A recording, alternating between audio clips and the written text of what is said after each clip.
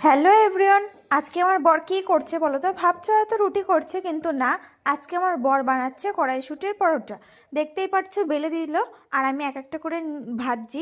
এখানে দেখো আমি ভাজছি, তোমাদেরকে তাই দেখাচ্ছি। দেখো খুন্তি নিয়ে স্টাইল করছি, আর এদিকে দেখো আমার বর বেলছে আর আমি একটা একটা করে নিয়ে যাচ্ছি আর ভাজছি।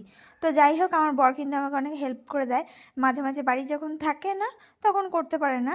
যাই হোক, দেখতেই পাচ্ছ আমি পরোটাগুলো ভেজে নিচ্ছি। এখানে দেখো আর পরোটা সব বেলা হয়ে গেছে, এখন এনে দিল যেগুলো ভাজ। আর কিন্তু মাঝখানে এসে ও বললো সর আমি ভাজছি।